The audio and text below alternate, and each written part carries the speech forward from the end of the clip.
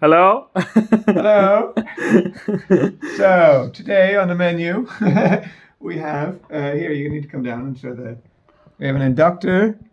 I have soldered a lumped element spiral inductor from Coilcraft, and we put a little ferromagnetic thingy on the end, little yig disc on there, and now we're measuring 1 to 5. We set up a normalization so that this is normalized, uh, getting rid of the cable background resonances. And what we're going to look at is that there's a whole bunch. There are modes, and we're sweeping the magnetic field by me moving the magnets further and closer. And okay, there's this mode that goes back up again. I don't know what's going on there, but that's all right. Maybe that's the actual. Maybe that's That's about the self-resonance frequency of the inductor. No, lower. It's supposed to be 2.5 gigahertz. I was confused why I didn't see anything, but now we really see it, right? And now, boom, right? I believe that those are probably our ferromagnetic resonances. And then as I move it's not just a Cattell mode because it's not a sphere, right? Mm-hmm. And then as I move up, as I move the magnet closer, increasing the magnetic field, then they go up. This used to be also not aware for some reason. Yeah, but I think that's yeah. This is it, guys. Science. It's totally it. And we can go down to like 1 megahertz, right? I don't know, maybe there's even something. Look. Oh, of course, I've done I need to redo the calibration.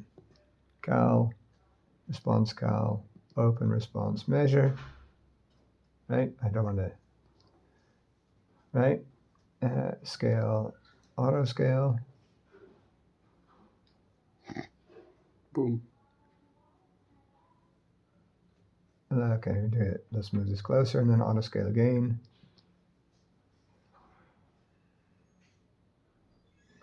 Right? You can see it coming up. Yeah. See it down there? All the way at the bottom. He will start to come up. See him there? Yes.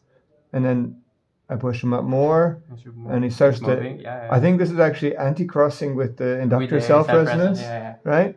And then everything starts to get pushed up really high, and weird stuff happens. And I'm sure that, I bet, I mean, you could actually, if you wanted to do this more sophisticated, we even have the stepper motor that Fatime bought that we could even,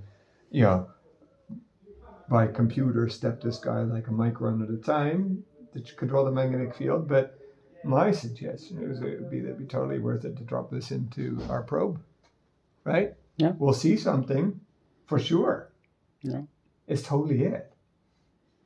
I mean, we can just put it in as it is right now. We can put it in as it is, exactly. I mean, it's totally clear. Look how big those guys are. They're mega big. Mega. Okay. And I think up here, probably we're hitting, I don't know, maybe they're getting sharp because they're becoming, oh, you know what it is? Ha! At low frequencies, the Magnon modes are probably really strongly coupled to the 50 ohm feed line because I've got this big antenna, right? Mm-hmm. Yeah. And so, and they're maybe even overcoupled. Maybe even if we look at the phase, they're even more obvious. I don't know. I'm making stuff up now. But then when they get close to the resonance, see they're deep, and they're fat, right? Mm-hmm. And then as we push them past the self-resonant frequency of the inductor, what should happen? If they're above the inductor self-resonance frequency, the inductor cannot excite them. Yeah. Well, no, they can. The inductor can only reduces its efficiency of exciting them, which also means it reduces the efficiency of damping them into the 50 ohm line. And that would explain. That would explain why they're not working. Right? Why that would explain why they're so sharp. I mean, if we want to go, if we can go up here. Let's sweep frequency from 4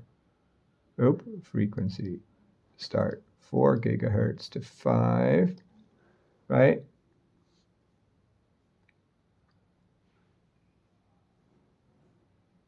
Okay. I mean, you guys are going to have all the power, right, with the magnet. Yeah. Right now, it's basically the stability of my fingers holding this thing. But look, there's totally magnetic resonances in there. Totally.